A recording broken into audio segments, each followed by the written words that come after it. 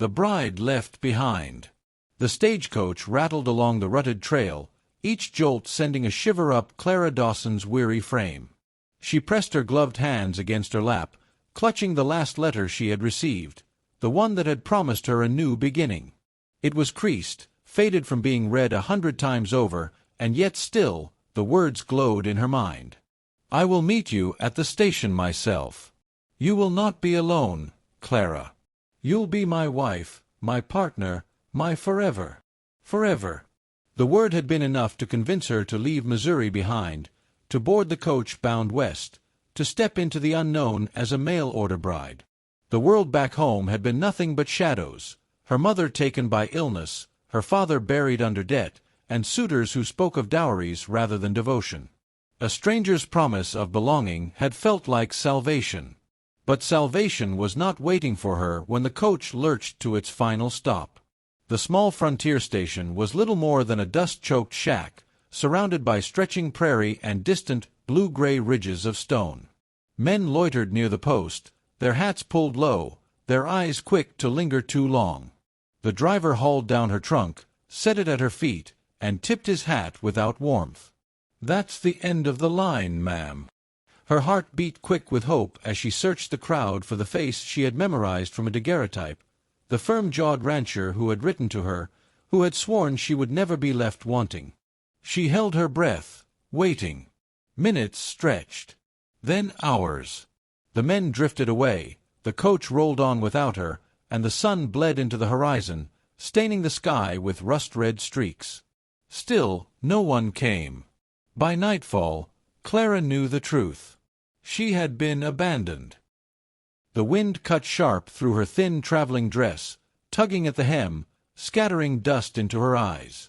The station-keeper locked up with a gruff warning that he had no beds left. He gave her a look that said she didn't belong here, didn't belong anywhere, and left her sitting on her trunk in the cold. Clara wrapped her arms around herself, her breath a trembling fog. She wanted to cry, but no tears came. Her heart was numb, too heavy to beat.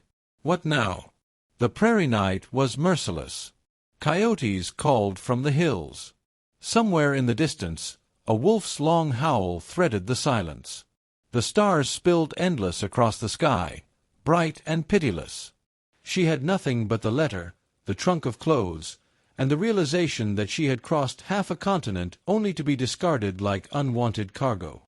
When morning came, she rose stiff, with a pounding head and parched throat. The station-master told her she could not stay. She dragged her trunk down the dirt road until her hands blistered and her lungs burned. Her shoes split against the rocky earth. By the second day, she had collapsed beside a dry creek bed, her lips cracked, her dress torn. She thought perhaps she would die there, nameless and forgotten, and the earth would swallow her bones without notice. And then she heard the sound. Hoofbeats. Slow, deliberate, powerful hoofbeats. Clara lifted her head, squinting against the glare of sun. A figure crested the ridge, tall and solitary upon a paint horse. The rider did not belong to the world she had known. His long black hair streamed with the wind, his chest bare save for a leather strap and beads, his gaze sharp as an eagle's. The sun cast a bronze fire on his skin, muscles shifting like coiled steel with every movement. A Comanche! Clara froze, fear pricking her skin. Stories back east told of raids, of scalps, of women vanishing forever. Her heart hammered so loud she could not breathe. The rider drew near, slowing his horse. His eyes swept over her, her torn dress, her bleeding hands, the trunk beside her. For a long moment, he said nothing. His presence was overwhelming, the silence stretched taut as bowstring. Then, in a deep, measured voice, he spoke English tinged with the rhythm of another tongue. "You are alone." Clara's lips trembled. I was meant to be met. A man promised. Her voice broke. She swallowed, tasting dust. But he never came. The Comanche dismounted, his movements fluid, silent. He crouched before her, close enough she could see the faint scar along his jaw, the flint-hard steadiness in his dark eyes. Your people left you to die. It was not a question. Clara's throat tightened. She nodded. The man studied her, long and unblinking. The air between them felt heavy, charged with something she could not name. And then, without warning, he reached out, not to harm, but to lift her gently to her feet. "You are coming," he said, his voice like low thunder, final and unyielding. Clara stared up at him, stunned. "Coming where?" He held her gaze, and for the first time a softness touched his expression. Not pity, something deeper, steadier. "Home," he said. Her breath caught. "Home, with me." The Comanche led his horse closer, helping her mount before swinging up behind her. His arms settled around her waist, not possessive, not cruel, but strong and protective, anchoring her against the vastness of the prairie. They rode for hours, the land unfolding in sweeping grasses and distant mesas. The rhythm of the horse, the warmth of his body close against her back, the steady rise and fall of his breathing, these things steadied her trembling heart. She dared to glance at him once.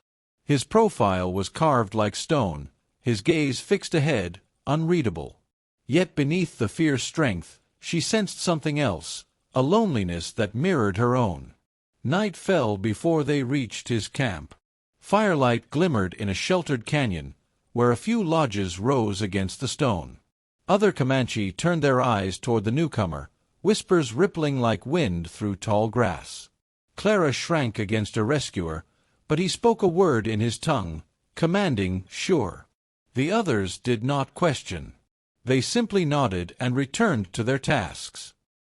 He dismounted first, then offered his hand to her. She hesitated, her heart stumbling in her chest, before placing her palm in his. His fingers closed around hers, warm, solid, certain. "You are safe now," he said. Clara wanted to believe him. For the first time since stepping off the stagecoach, she felt the faintest glimmer of hope flicker to life. But in that same breath, she knew nothing about this man, nothing but that he had found her when no one else had cared. She whispered the only question her heart could shape. "Why?" The Comanche looked at her for a long moment, the fire painting shadows across his face. His answer was quiet, but it carried the weight of a vow. "Because you were not meant to be left alone." The warrior's promise. The morning sun filtered gently through the canyon walls, turning the world gold. Clara awoke to the smell of smoke and roasted corn, her body wrapped in a blanket softer than she expected. For a moment, she forgot where she was. Then memory returned in a flood, the abandonment, the desert road, the horse, and the man who had lifted her from despair. She pushed herself upright, looking around. The camp was alive with quiet rhythm, women grinding maize, children laughing near the creek, warriors checking bows and horses. Life moved in harmony here, each role distinct yet flowing together like strands in a braid. And then she saw him. The Comanche stood near the fire, tall and commanding, his dark hair braided with strips of leather. He looked both a part of the world around him and yet apart from it, solitary, like a hawk circling the endless sky. When his eyes found hers, he crossed the space between them with slow, deliberate steps. Clara's breath caught, but she did not shrink back. Somehow, she trusted him. "You rest well?" he asked.